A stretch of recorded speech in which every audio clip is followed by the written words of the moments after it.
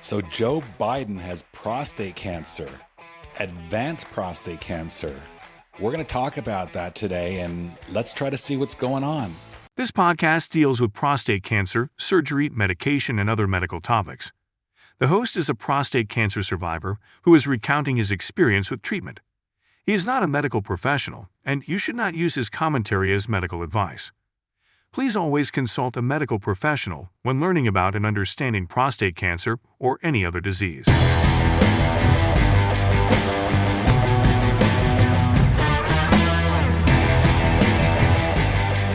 Well, thank you for joining me today. This is a almost special edition of Mark's Prostate Cancer Experience because today we're not really talking about my experience or things that I've learned along the way, other than to discuss former President Joe Biden.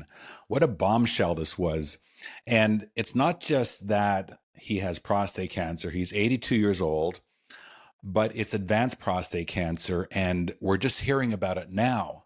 So what I'm going to do today is I'm going to break down what Gleason 9 is and what usually leads up to an advanced prostate cancer diagnosis, such as Joe Biden has. But also, I'm going to dig into a little bit of the lead up to this because I do have a lot of questions.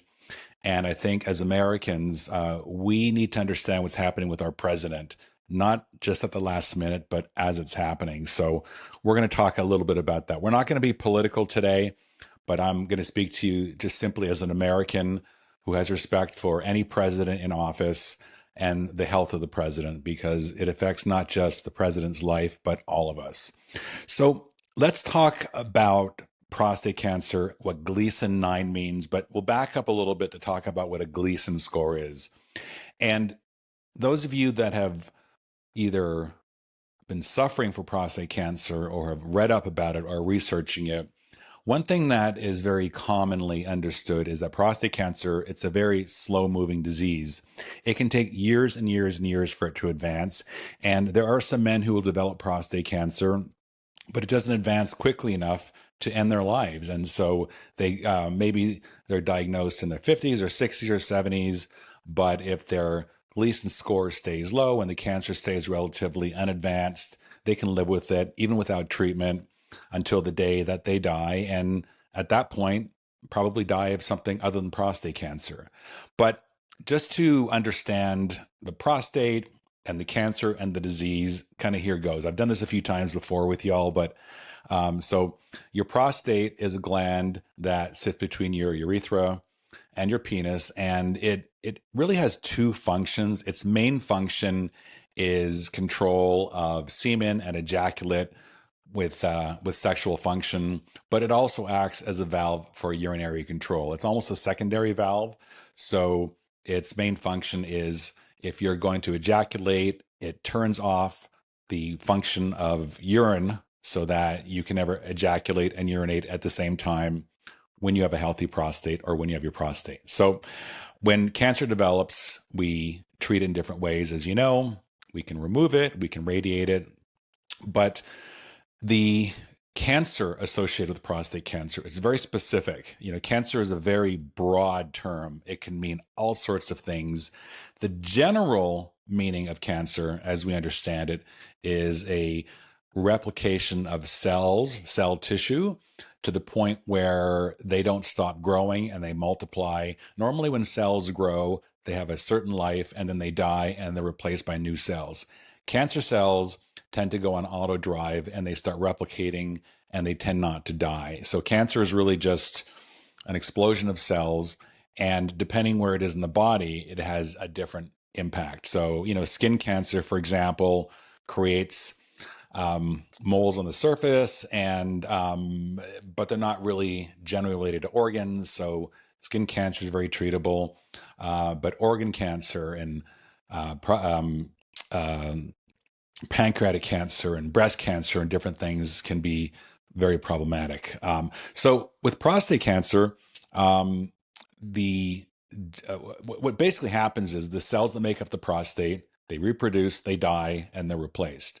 When you have prostate cancer, the cells will continue to reproduce, and there's several different effects on the prostate. One of them is if you have cells that are growing, it can lead to an enlarged prostate in some cases, although an enlarged prostate doesn't always mean you have prostate cancer. But when you have early stage prostate cancer, which we'll call Gleason 7, what's happening is the cells are starting to replicate and they're not dying, but at a Gleason 7, they're not causing a lot of damage. They're just there in little clumps and they don't really affect the body. And by the way, when you have prostate cancer, there's generally no symptoms. You just don't know. But we generally understand that from the age of 40 onwards, every male should have a PSA test. And what the PSA test is an antigen. Prostate tissue gives off a certain chemical reaction called an antigen. And anybody with a prostate, any man with a prostate will always have a PSA score of some kind. And usually it's very low. It measures like 1.0-ish. So what starts to happen is as you get prostate cancer, there's more cells, there's more tissue within the prostate, and the cells tend to generate a lot more of this antigen. So it's almost like, now this is not the scientific approach or the medical approach, but if you have a lot more cells and they're not dying, you're going to get more of this chemical cast off, if you will. And we can usually detect those with a simple blood test because it finds its way into the bloodstream.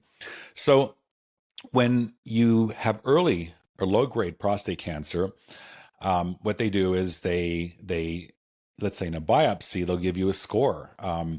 And what happens is if your score, they give you a score of 3 or 4 or 5 or 6 or 7, and it's really just a measure of how advanced it is. But there's always two parts to the score. And if you have a 3+4 score, it means the majority of the cancer cells are of category 3, which is low grade, and a minority of them are of the 4 category, which means you're getting a little more aggressive. So a 3+4, which is Gleason 7, is a sign that something is starting to happen. The cells are starting to replicate a little more than what we like. And more importantly, the structure of these cells is starting to break down a little bit. So when you have a test and you're given a Gleason of 6, which is 3+3, then you have some cancer, there's some activity, but the cell structure isn't really breaking at that point. They're just replicating, and you could stay at that state for many, many years, as I mentioned.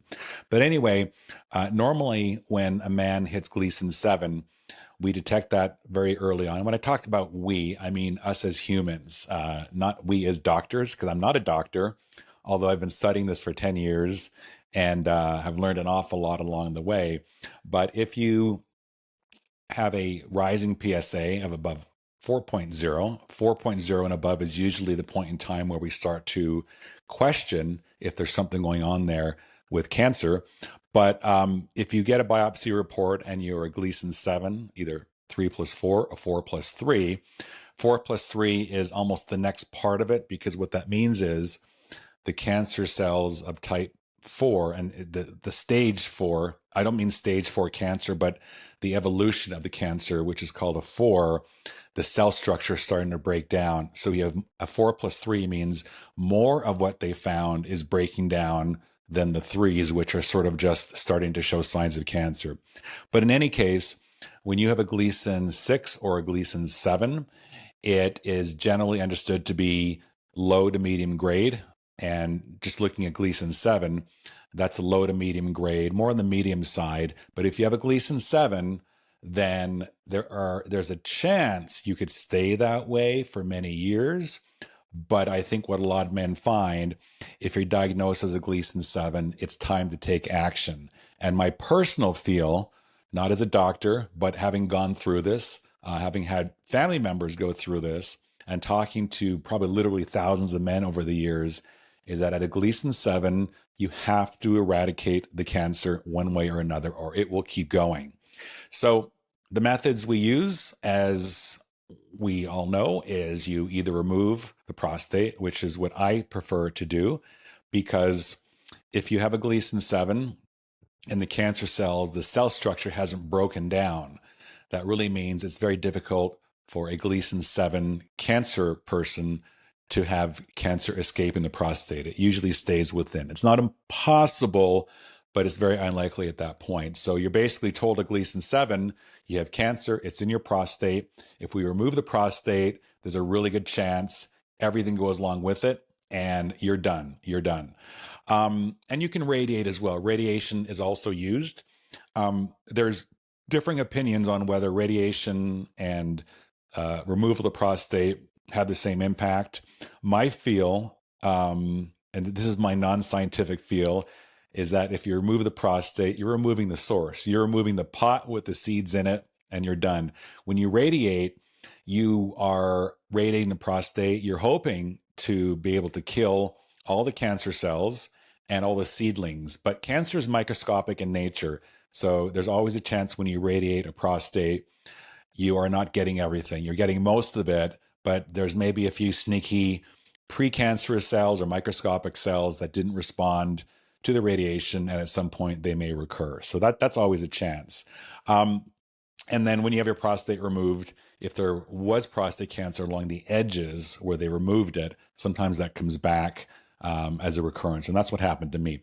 But the point is, when you are diagnosed with Gleason 6 or Gleason 7, it's not an emergency. You don't have to rush into surgery for the most part. Now, every one of us is going to be a little bit different, but for many people, the progression is very slow. We measure it in months, even years sometimes.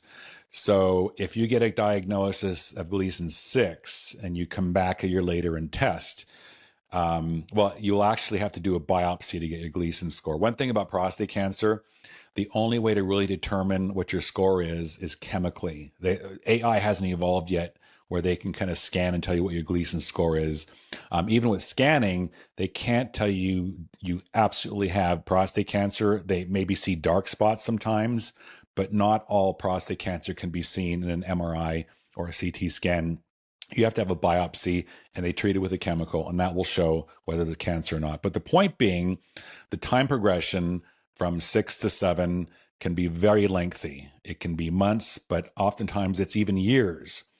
So let's now look at former President Biden. Biden was diagnosed on Sunday, what was that, the 18th? Where are we today? Yeah, the 18th of May, 2025, just so we can date time this properly. He was diagnosed May 18th, 2025, with Gleason 9 prostate cancer. Not 6, not 7, not 8, 9. And what really bothers me about this, there's a few things that bother me about this. Putting the presidency aside for a moment, if you are a position of influence and you are getting screened, you're getting tested medically through your 60s and 70s and in your 80s, if you have prostate cancer and you are not taking action to fix it, to remediate it, then you're doing yourself a disservice, but also as a teacher to others, you're setting a bad example. I started talking about my prostate cancer in 2015, even before I had surgery. And to this very day, I keep sharing as much as I can, as much as I know, because for every man who gets this disease, I want them to be cured. It's a mission that I'm on and I've been on because it's such an easy way to save lives. A lot of people have died from prostate cancer because they've taken no action at all. And that should not be the case in 2025. Prostate cancer is very manageable, very treatable. It's highly unlikely that someone who's diagnosed today will die from it if they take action. So that's one thing. But what bothers me is that, and I'm not going to be political on this, but I will make some statements about a president of the United States potentially having this cancer, having this disease, and keeping it from its citizens. This is really a Gleason 9. So let me get back to the Gleasons for a second, because when you pass Gleason 7, when you go from Gleason 7 to Gleason 8 and Gleason 9, here's what's happening. The prostate cancer cells that are in your prostate, obviously, they have a structure. So all cells have a structure. They have cell walls, they have nuclei, atoms, I believe. Yes, they do. So what the cancer does is the cancer starts breaking down the cells, and to a point where the structure of the cell changes. So it's no longer just a cell of the body of the prostate. It becomes something else. It becomes a cancer mechanism. It becomes an energy force that just wants to replicate itself, and it feeds on testosterone. Um, when you become Gleason 8, which means your rating, so a Gleason 7, you get scored at 3 plus 4 or 4 plus 3. When you advance into Gleason 8, you become a 4 plus 4. You can be a 3 plus 5 as well, but 4 plus 4 is more common. But what is happening is the cancer cells are losing their structure, and they're becoming, I guess the best way to describe it is they're becoming fluid. They're becoming very easily transmissible. It's easier for them to escape the prostate and get into the bloodstream and get into the lymph nodes. So at a Gleason 8, your chances of it metastasizing, spreading to other parts of the body becomes a lot more possible, but a lot more likely. So a Gleason 8 prostate cancer patient is considered advanced. For the most part, you should expect there to be some of the cancer escaping. Not always. And if it escapes, sometimes it escapes nearby lymph nodes, could get in the bloodstream, but it's not ideal and it's a lot harder to treat. When you're a Gleason 7, you can usually eradicate the cancer just by removing the prostate or by radiating for the most part. When you get to Gleason 8, it becomes more tricky because the surgery becomes more difficult, because then we're looking at lymph nodes and potentially other parts of the body that need to be removed or examined or radiated. And the tendency when prostate cancer cells lose their cell structure and become more fluid, they love to make their way into the bones of the body. And I'll talk about that in just a moment. So now let's advance one more stage to Gleason 9. And this is what President Biden has. A Gleason 9 prostate cancer is very, very bad. It essentially means the prostate cells in the prostate have, I'm gonna call it liquefied, because that's what makes most sense visually. I don't know what the medical term is, but they've lost their structure. And it doesn't mean the whole prostate has been liquefied, but there are cells in the prostate that have liquefied. They've lost their structure. They've left the prostate. They've entered potentially the bloodstream, lymph nodes, and they've moved their way usually to the bones, but they can go to the hips and other places. And that's when it's really bad. That's when it is potentially lethal, because it's a lot more difficult to treat. And once you have a Gleason 8 or a Gleason 9, but I'm going to focus on Gleason 9, it's almost impossible to eradicate, because there are not methods that we know of that are particularly effective for the most part.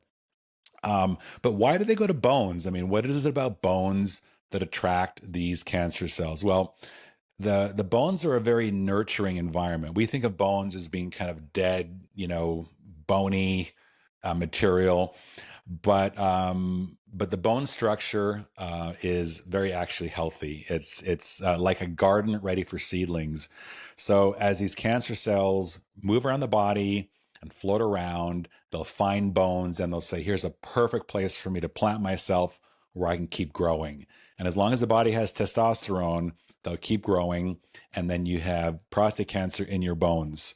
And it can be very painful and sometimes hard to detect. The way that they usually will detect prostate cancer that has spread to other parts of the body is through a PSMA scan. And it's a type of CAT scan, which is specific for prostate cancer. They inject you with a dye which binds to prostate cancer cells. And then it's a CT scan of the whole body, and it will light up any areas of the body where this chemical they've injected has interacted with the prostate cells and kind of becomes an indicator of that's where you will find the prostate cancer. So there are times, what we're being told about President Biden is that there's a spot that they found, but I'm going to talk more about the lead up to President Biden's cancer in just a minute. But you can potentially radiate it and see if that works. But usually what happens is when prostate cancer has got to the bones, the treatment for the rest of your life is to deprive the body of testosterone. Because if you deprive the body of testosterone, then these prostate cancer cells find it very difficult to grow and replicate. And prostate cancer, its main source of fuel is testosterone. It's not sugar, it's not other chemicals, it's testosterone. An important distinction that I just learned actually is when prostate cancer gets into your bones, you don't have bone cancer. Bone cancer is a completely different kind of a cancer. So we sometimes hear that prostate cancer has gone to the bones, and the immediate assumption, which is always my assumption, was that now it's turned into bone cancer, which is a horrific, horrific cancer to get. Instead, you just have prostate cancer living outside of the body in other parts. Now, of course, if the prostate cancer is now in your bones, it will continue to replicate, and that will create issues within the bone itself, but in a different way than simple bone cancer. So and sometimes these PSMA scans, sometimes they show one spot. Other times they'll show several spots around the body. If some of you recall, I had done a series 2 years ago because I had a PSMA scan when my PSA started to rise, and it found something in one of my ribs. And I had a biopsy of that rib, which came back negative. And then I had radiation on that rib, which turned out to, apparently, it wasn't prostate cancer. So there can be false positives even with a PSMA scan. So it's tricky. It's not a perfect science, but they do their very best. So, Joe Biden's Gleason 9 is not a good outcome at all. But if I can switch hats for just a little bit, I want to talk about disclosure to the American people. And so here's the bottom line. I'm kind of hesitant here because I'm not a political person. I always respect who's in office of the United States. I don't agree with a lot of things that happen in politics, but I accept them as an American. I was born in Canada. I became a U.S. citizen in the year 2000, and I'm very proud of that.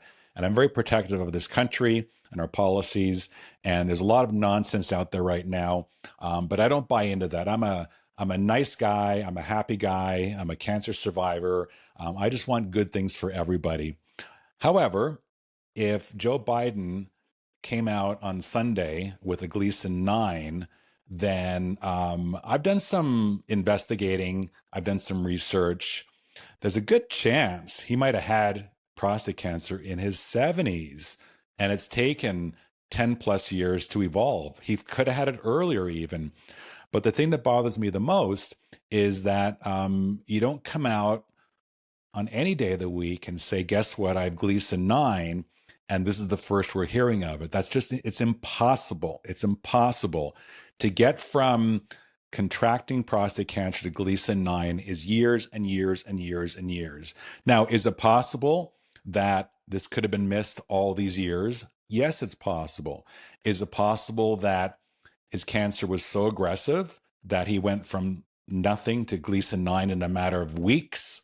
Very unlikely, very impossible. So I don't like this. I don't like the fact that if we had a president who had prostate cancer, fine, we can deal with it. We can handle it. If you remember Lloyd Austin from the Department of Defense, he had prostate cancer during his time in the administration, and it was dealt with. It was handled. We can handle it. We can deal with it. King Charles had prostate cancer and had it dealt with. So this is something that we can handle. But the problem is, I think this was hidden from us, and I don't like that. I don't like the fact that the leader of the free world, the leader of our country, had a cancer and would not disclose it, because that leads to all other things. And for those of you that wear tin hats, I've been known to wear a tin hat from time to time, but this was somehow in the plan to come out at some point in time, and I think the timing is deliberate at this point. But despite I think deceiving the American people, I look at prostate cancer as a learning experience. And if Joe Biden had prostate cancer knowledge earlier and it wasn't treated, and maybe we'll find out it was treated, but it later metastasized, we just don't know, then he, as the leader of our country, should be an educator, a teacher, and with the proper medical people, set the right examples. Because what kind of example does it set for tens of millions of people, hundreds of millions of people around the world, when to ignore symptoms of prostate cancer? I'm beside myself. And for those of you that have been following my podcasts and videos for quite a while, have known me to really be very adamant. This disease has to be eradicated. It's the second largest killer of men around the world, and it affects certain populations more than others. The Black population of the world gets more prostate cancer than any other population. And so this has to be known. And I think, in hindsight, if Biden would have acknowledged his prostate cancer, would have gone through the proper treatments, that would have been an example for everybody else. Because my goal, as I keep saying, is if you have prostate cancer, I want to see you cured. It's very easy to do so.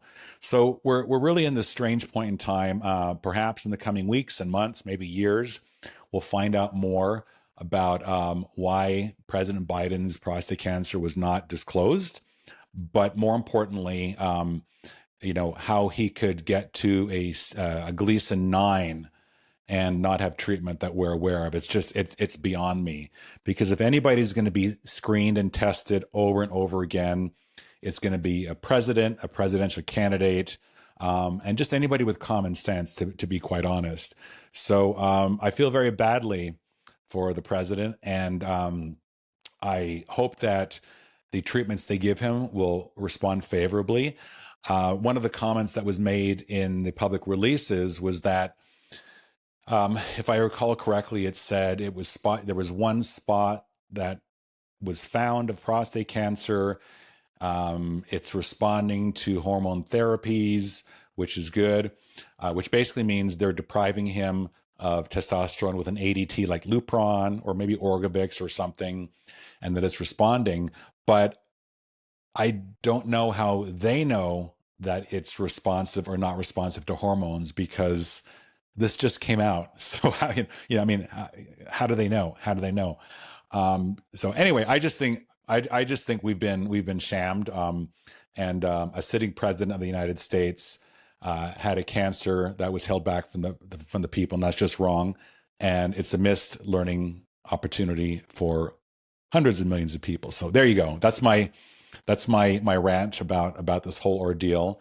But getting back to the subject of the cancer, I don't want to see any of you ever get to the point where you're past even a Gleason 7. Now, if some of you are late to the game and you come out with a Gleason 8, then there are therapies that will work. It's difficult to die from prostate cancer if you catch it early enough. Now, there are still people that are testing the first time, high PSAs, Gleason's 8, 9, even 10, and those are much more severe and advanced. So that needs a lot more attention, a lot more medical care.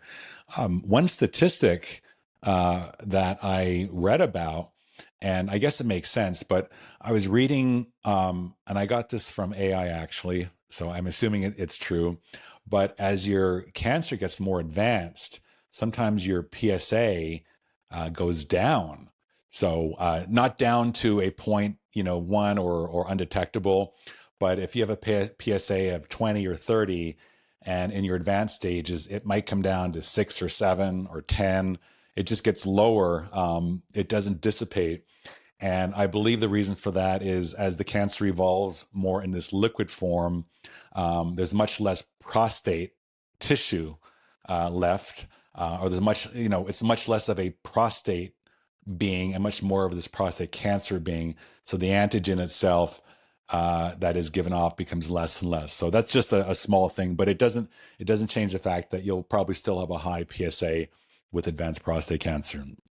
Anyway, so I wanted to get this video out in a timely manner because this is the day after Joe Biden's prostate cancer was announced. I said my piece. I shared my frustration with it being withheld from us. It should never be withheld. But like I said, I wish President Biden the very best. I hope that the treatments they give him will be effective. I have no reason to believe that they won't be, but I want us all to learn from this. And all of you that have friends and colleagues and family who are men getting into their 40s, have them test their PSA and keep an eye on that, because if you get it early, you'll lead a very long and happy life without prostate cancer. And eventually, the day that you die, it won't be from this disease, it'll be from something else.